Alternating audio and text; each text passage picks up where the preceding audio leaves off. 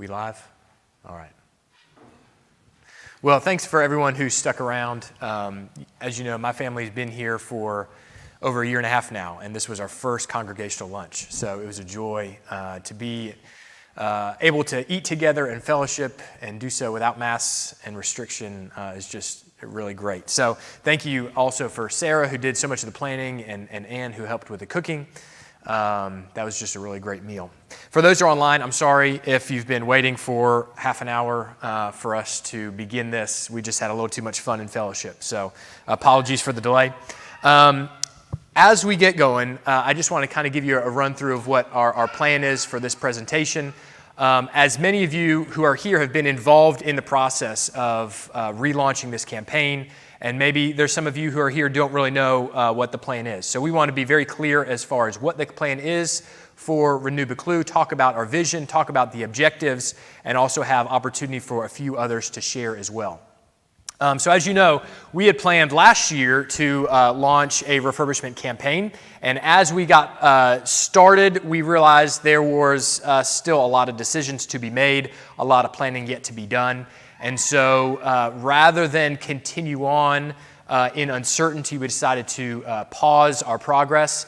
And while it's never necessarily fun or a good idea to pause a campaign, we thought it was for the best of the campaign and for the future of the church to be able to make sure we have everything planned out as necessary before we go forward. And so it's really with great pleasure to relaunch the Renew Buccleuch campaign. And as you can tell, we have a new title for the campaign, which we didn't have last time. So as we'll share on the screen, and if you have your papers in front of you, this campaign is a 4-week initiative that's going to run throughout the month of May to celebrate what God has done in and through Buccleuch, and to invite members and friends to participate in the mission of the church by giving generously toward the renewal of our church building, our community, and our ministry. And so while Renew Buccleuch has a really cool ring to it, this is not meant to be some slick marketing ploy to convince you to give all your money to the church. This was really a thoughtful process in thinking we wanting a campaign that's much more than just focus on a building. When we say Renew Buccleuch, we really mean it holistically, in wanting to see spiritual renewal individually among members and visitors of the church. As a corporate body, we want to see renewal, and we want to see renewal within our community and within the city. And so there's really deep meaning when we say Renew Buccleuch, much beyond just simply a renovation project. And so what we're asking, not only in this month of May, but going forward, is a recommitment to the church in a lot of ways. And over the past 2 years of this pandemic, there's not really been much of an ask, not only the church, but just in general lives when it comes to commitment. With restriction and pandemic, we've had a constant excuse to not be committed to things, to not socialize, to not have to go into the office, not even have to come here to church. And not to say that that's not without good reason in some times and for some people. So what we're asking today is something different and somewhat radical in a way from what we've been going through the last 2 years, is a recommitment of our church toward the vision of our church. And so as you'll see also in your handout, the vision of the church we want to make sure is very clear throughout this campaign. We want to see the church participate in the advancement of God's kingdom through reaching people with the gospel, through growing as Christians, building a diverse, authentic community, and supporting local and global missions. And so I think we're really at a very unique opportunity when we think about coming out of this pandemic now, when we think about our location in a growing city that's growing size-wise and in diversity as well, that we should want to be, to have a presence of, our presence as a gospel-centered community. That should be our desire for the glory of God and for the good of our city.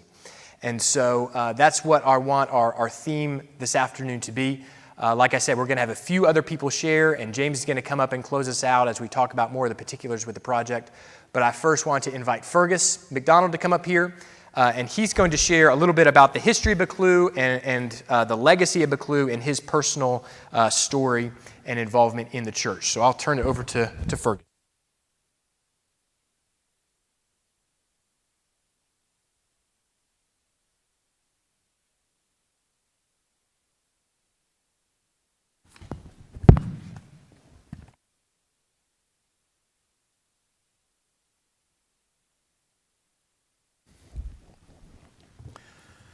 Thank you very much, Keith. Søren Kierkegaard, the 19th century Danish Christian philosopher, said that life is lived forwards but learned backwards. And perhaps that's a good thought to begin as we seek to cast a vision for the future of Buccleuch. It's always helpful in doing so to look back briefly at the congregation's history, and this is what I've been asked to do.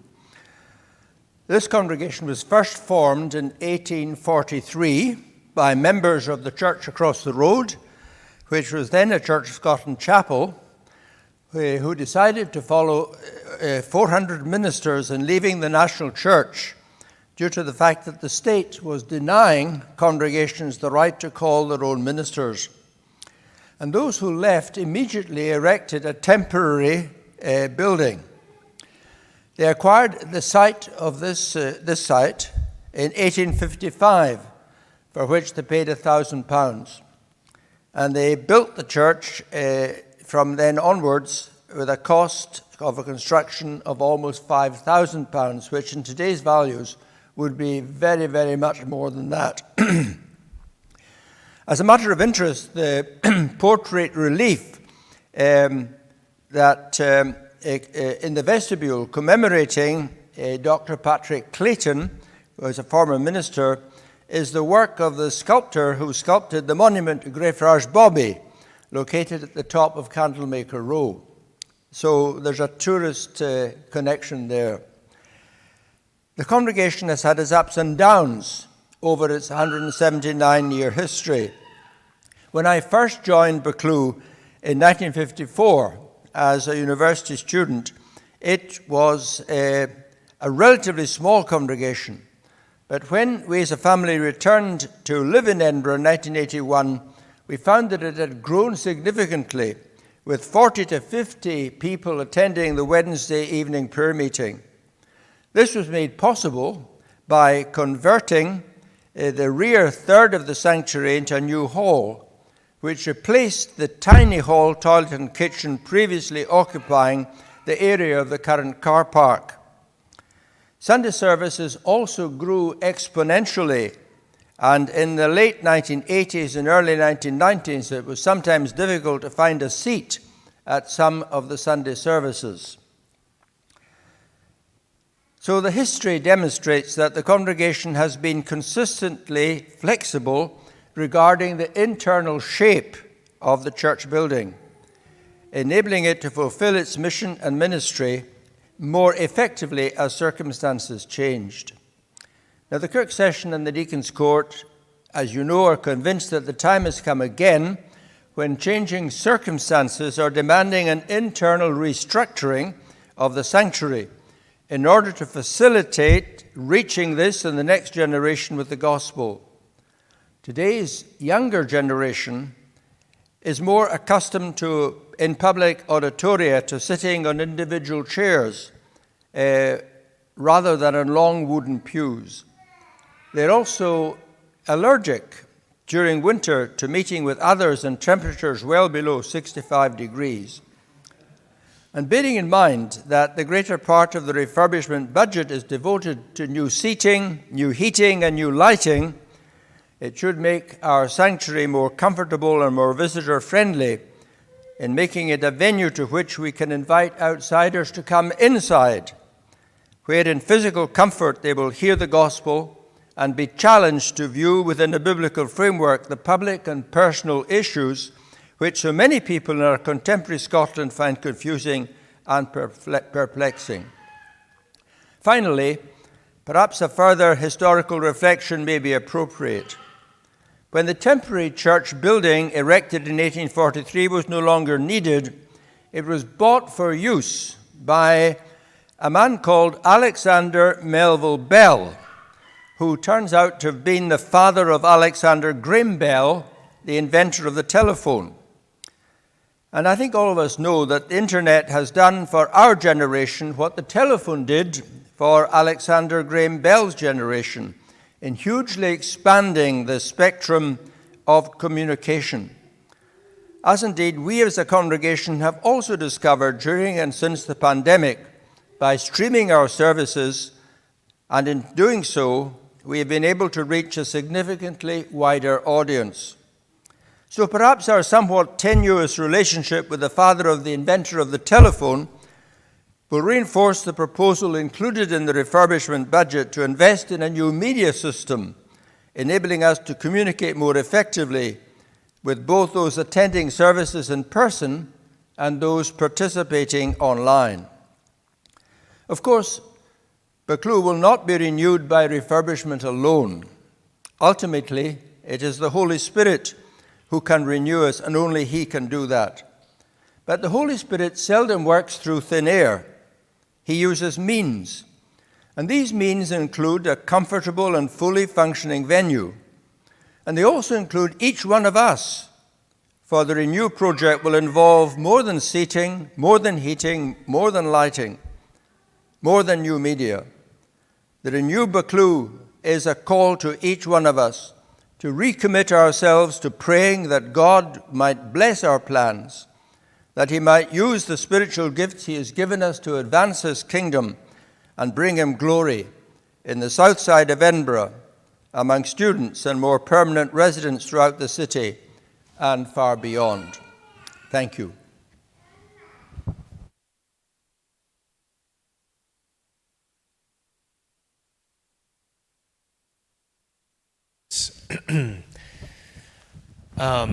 Next, I want to invite up Sarah Turnbull, a university student of ours who's been just a leader amongst our students, a great asset for within our Bible study, and allow her to share of her experience at Buccleuch and also her involvement in CU and CU's use of our building. So, Sarah?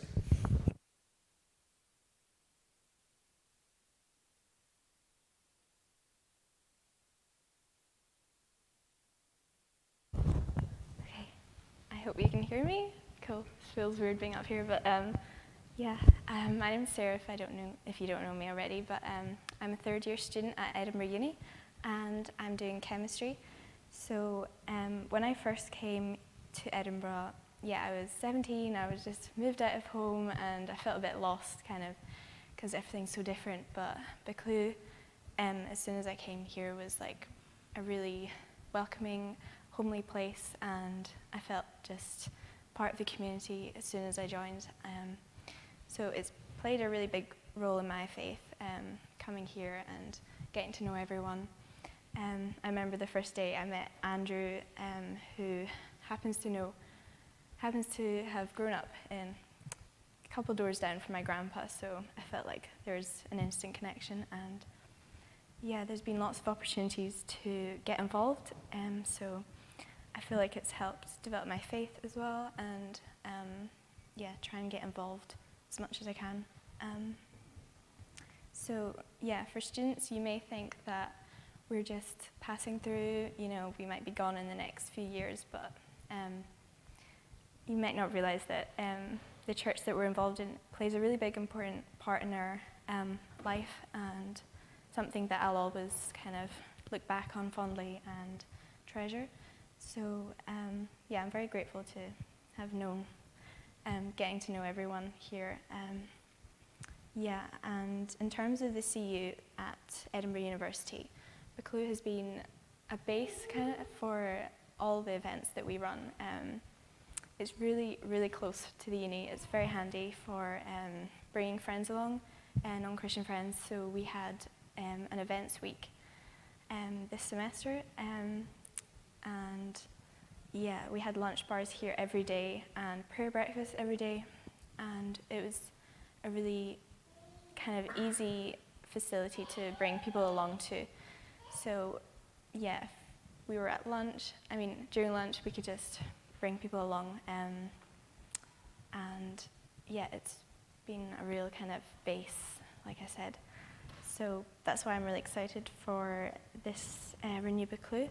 I see that the vision is to see Buccleuch participate in the advancement of God's kingdom in Scotland through reaching people with the gospel. And yeah, I believe that I've seen that over the last few years. And yeah, I'm looking forward to what's to come. So thank you.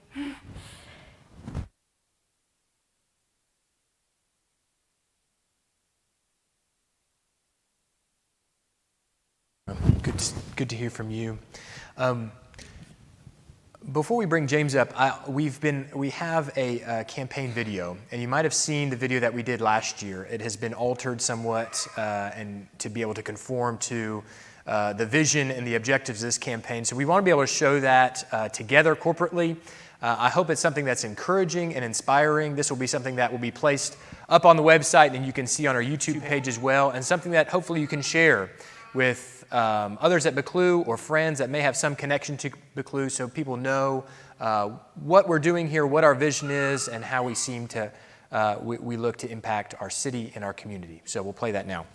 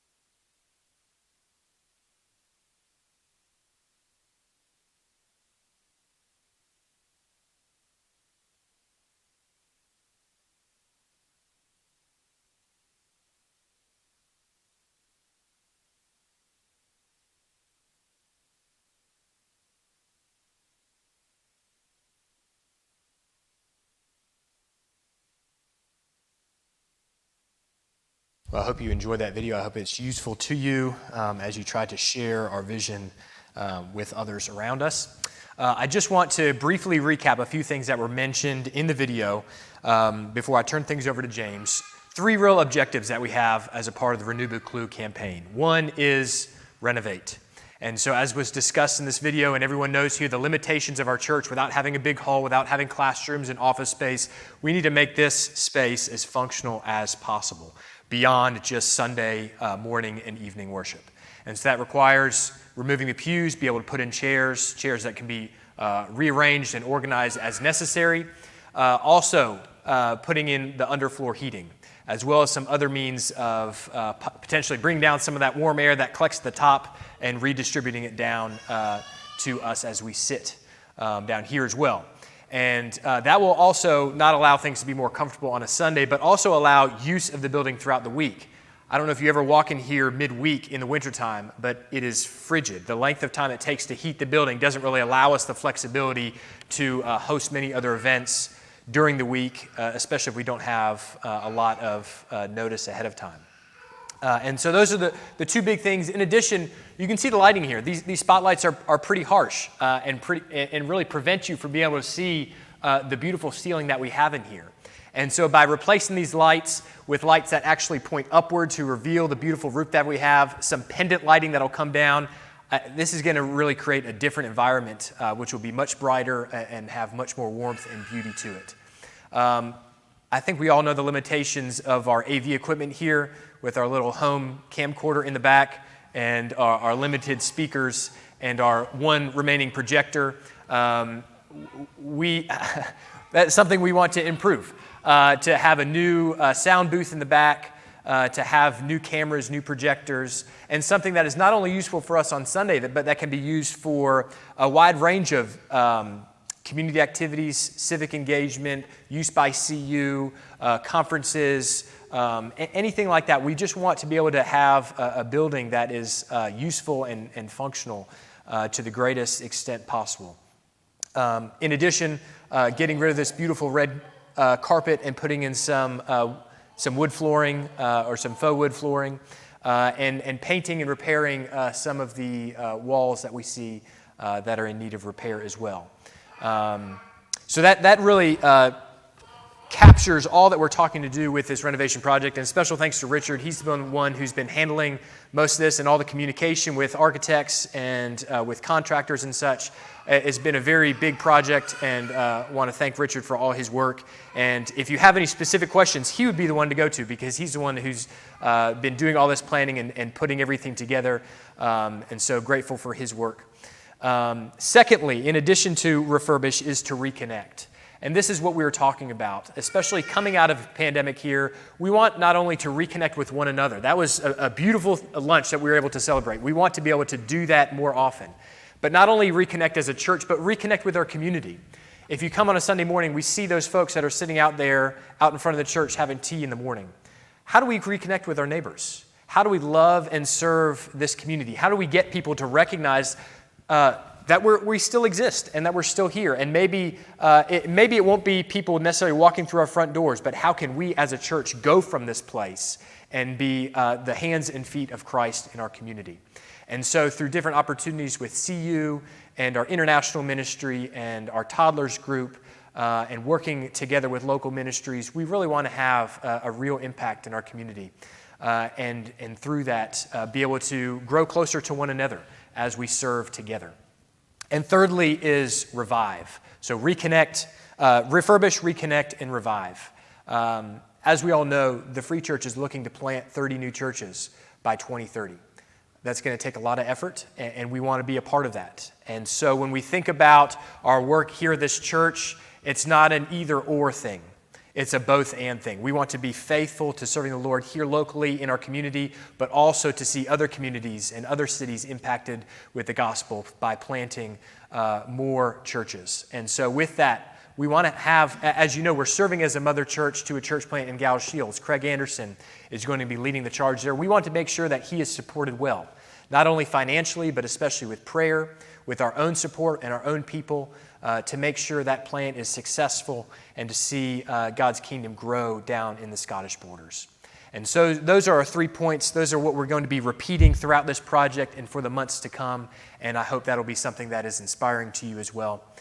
So I'm going to ask James to come up. He's going to talk more about the particulars of the project also, and also share his personal vision with Renew Buccleuch.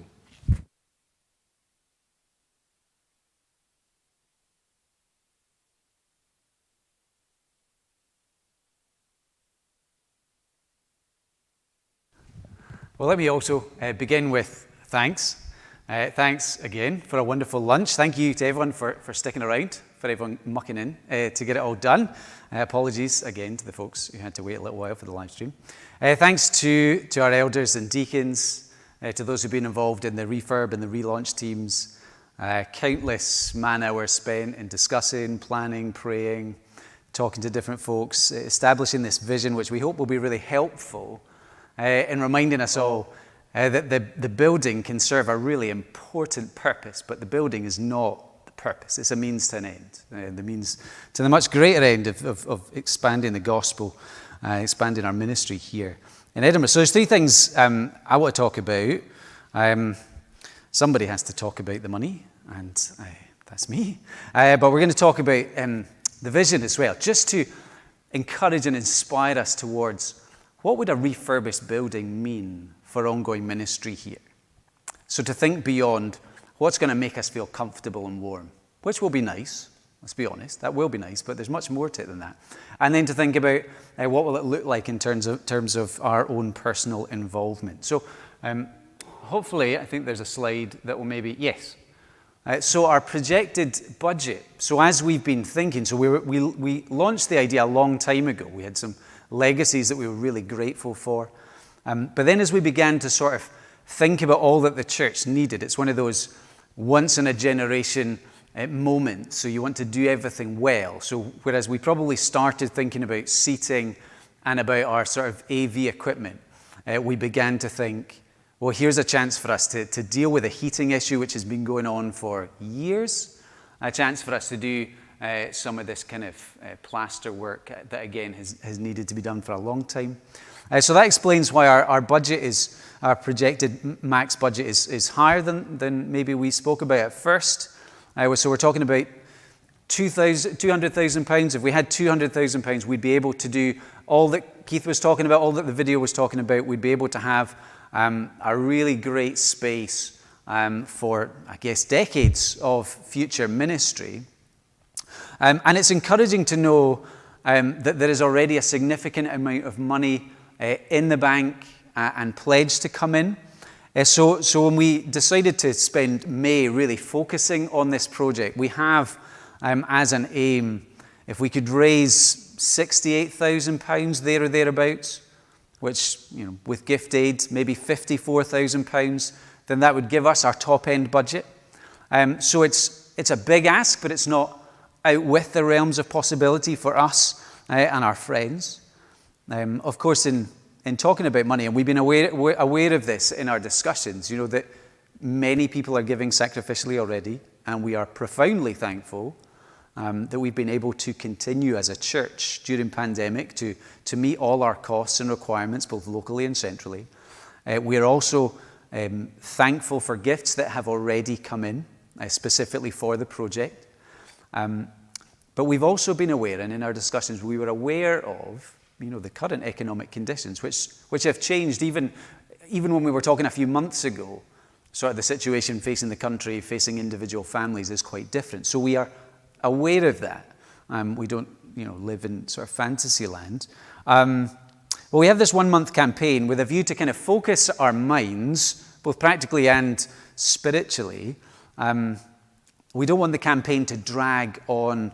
Maybe we've had experiences of campaigns that have gone on endlessly. We don't want to do that because what can happen with a long and drawn-out campaign is it can really overtake mission and ministry, and it becomes the consuming thing. We don't want that because the building is a means to an end. So that's our projected max budget. That's our target. 2 things to highlight that will help us. Some of the bits of paper, among the bits of paper that you'll pick up, one is a pledge card. So that gives all of us an opportunity to spread our giving, our intended giving, over the next 18 months. So you can write down, I plan to give this amount every quarter, every month, whatever it is. So we know what we can expect, so we can form the budget in line with that. So there's pledge cards that will really help. And then the other thing, super helpful, generous thing, Mission to the World. So the Knowlton's mission organisation have a matching grant for us. So for every, you don't have to give in dollars, but for every $2 that we take in, they will give a further $1. So I am not great on maths, but an extra 50% on our giving is going to be very helpful for us. So those two things are really helpful for us. So the aim is kind of to bash this thing out as much as we can so that the work would ideally begin in the summer.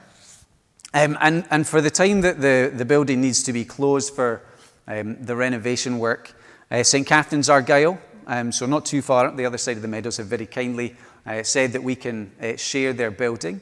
They only have a morning service, but they're very open to us having services, having tea and coffee facilities and all that kind of thing, and they're all set to go, so it'll be a fairly straightforward change. So that's the plan for when things come to that stage.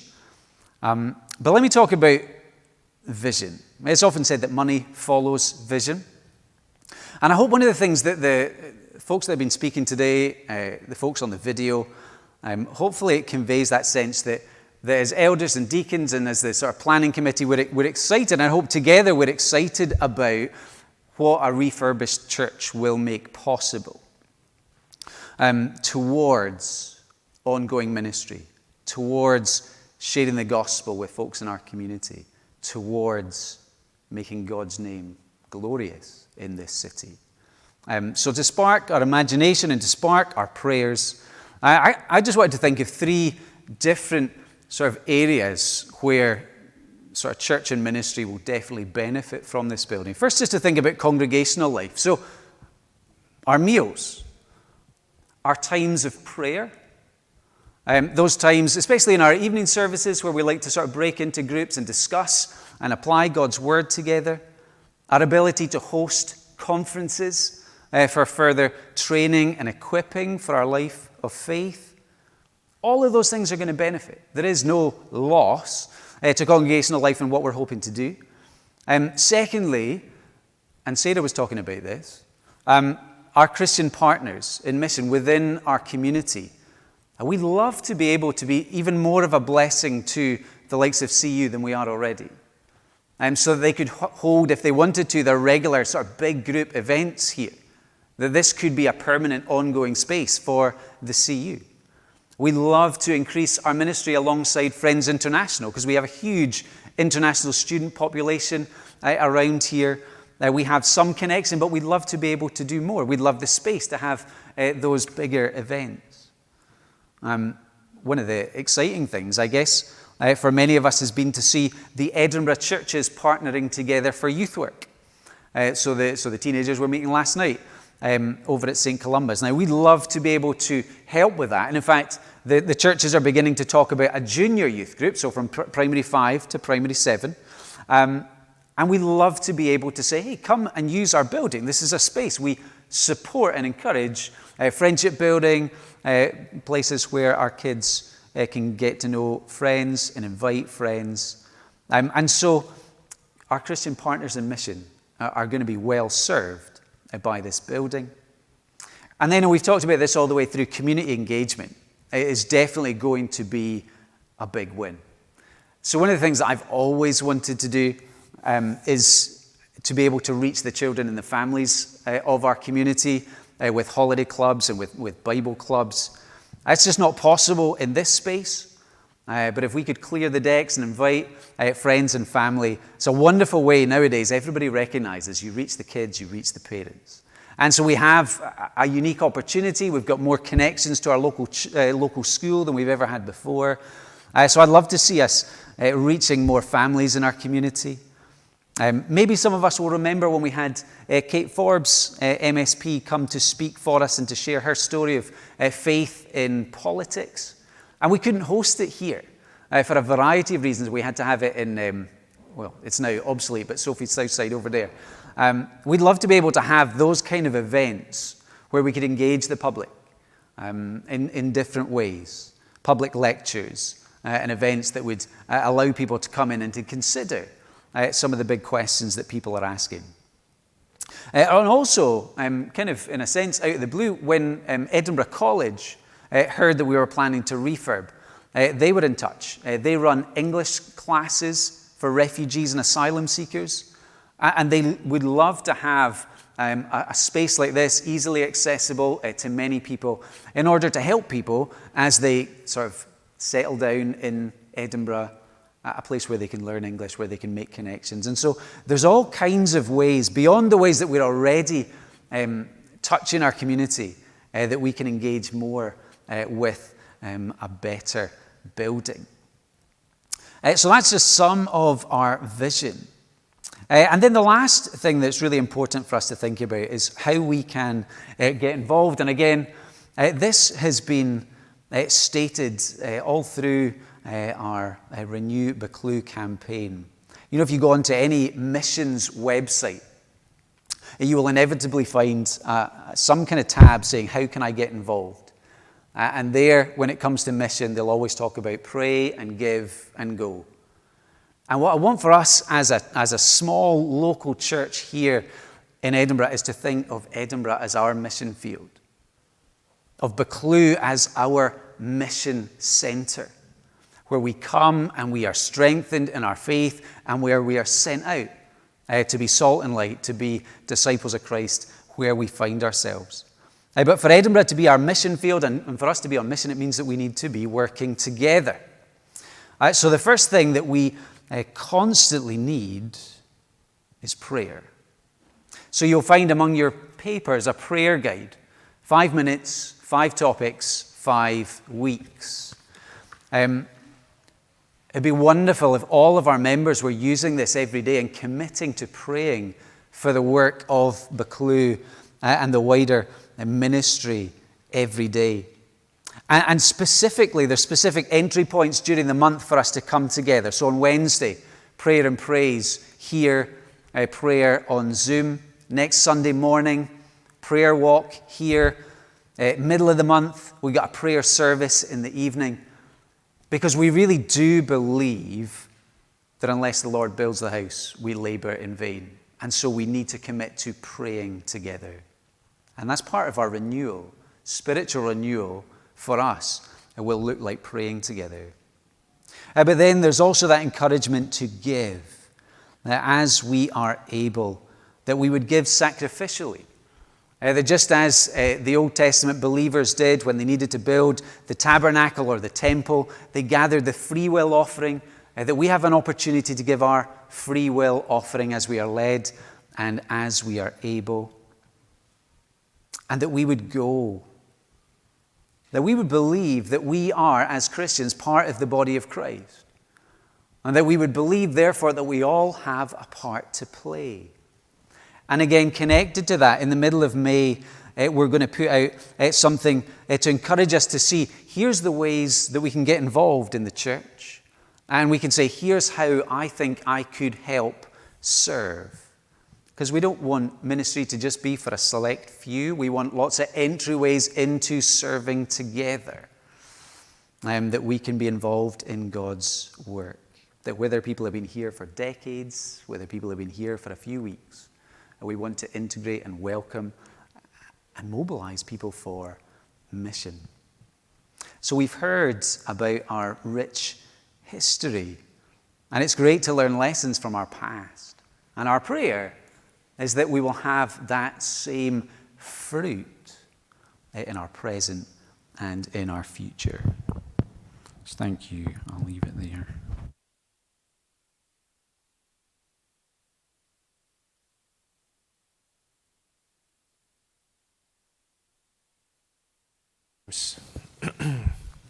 Well, that really summed it up well, and I really appreciate your words. In closing, I want to highlight this calendar of events, if you picked up one of these, just to explain what's on here and to encourage you to participate. This is not meant to be a 1-month thing, and then we stop and we go back to where we were before. We want this to be something that it rekindles a fire within us to spend time with one another and to be committed to ministry. So as you'll see, tomorrow evening at 8 p.m., there's an informational Q&A meeting that's going to take place here. If you have any follow-up questions about the refurbishment, anything in particular that you have questions about that you want answered, you can come and attend that event, and we'll happy to answer those questions for you. This coming Wednesday, as James said, at 6 p.m., a prayer and praise. This is in lieu of community groups this week. We're doing it a little bit earlier because we want families to be here. We want kids to be here. We want it to be a time where we come together, and it's just a great time of worship and prayer and be able to commit this project to the Lord. So we encourage you to be there for that. If you can't, though, we will have the Zoom prayer time at 7:30, and there'll be a Zoom link that's sent out in that regards. Next Sunday morning at 9:30, so an hour before the service, we are going to meet for a prayer walk. Maybe you've never done a prayer walk before. I've done a couple, and honestly, before you start, you kind of feel a little awkward, like what's a prayer walk all about? I encourage you to come. This should not be an awkward thing. It should be a helpful exercise in being able to go about our community. Oftentimes, we commute in, we're here Sunday morning, and we leave and don't walk these streets. We want to familiarize ourselves with this neighborhood. And so we're going to be there. We have 4 different points where we're going to be walking to in groups, hopefully more than one group, depending on how many people show up. We will have a specific time of prayer at each point. And the whole loop should be about 3/4 of a mile. So if you're concerned about how much you have to walk, hopefully it's not too much. We'll have an hour to do it, so it should be at a leisurely pace and be able to get back here for morning worship. So we really encourage you to do that, to be able to pray for our neighborhood and be able to get out and see our neighborhood when you may not walk these streets often. You see, the week of May 8th is something called Dinners for Six. This is an opportunity for us to reconnect with one another. There's a sign-up sheet outside. You'll be able to sign up online as well. Depending on how many people sign up, we're going to create groups of 6 people from within the church. And we're going to encourage you to go out to dinner somewhere in this neighborhood. There are plenty of awesome ethnic restaurants, plenty of places that you've probably never been before. So it's an opportunity to have fellowship with one another. It's an opportunity to get involved in the life of our neighborhood and hopefully reconnect in a way with people that you don't know, or maybe people that you really haven't been able to spend much time with in the past 2 years. So we encourage you to sign up for Dinners for Six. Once we have those names collected this week, we'll let you know what group you're in. You can communicate with one another as far as what night you want to meet, when you want to meet, where you want to meet, and you can dictate that yourself. If there's a need for childcare, we want to be able to try to help you if necessary. So on the sign up, there's a box. You can check that, and we'll try to help you if you need help with childcare. Another prayer service on Sunday evening, May 15th. Saturday, May 28th, we're going to have a Connect International Potluck. So you know that Connect takes place here. It's our international group that meets Monday at noon. We've had upwards of 40 people that have come, not all at one time, but over the course of the last several months. And we want to encourage those people to come. Many of them are well connected with one another now, but not necessarily well connected within the church. So we want to surround them and encourage them and love them and build relationship with them as a corporate body as well. And so for Saturday, 28th at 5:30, we'll have a potluck here at the church.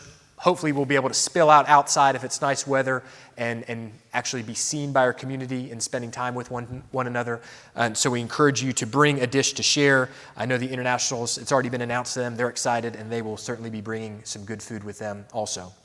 And then Sunday, May 29th, which will be our last Sunday of the official campaign, we're going to have an international worship service in the evening with one of our local Korean churches. And so it'll be a really neat time of seeing and worshiping a God who is a God of all nations, and be able to do that with our brothers and sisters here in Edinburgh.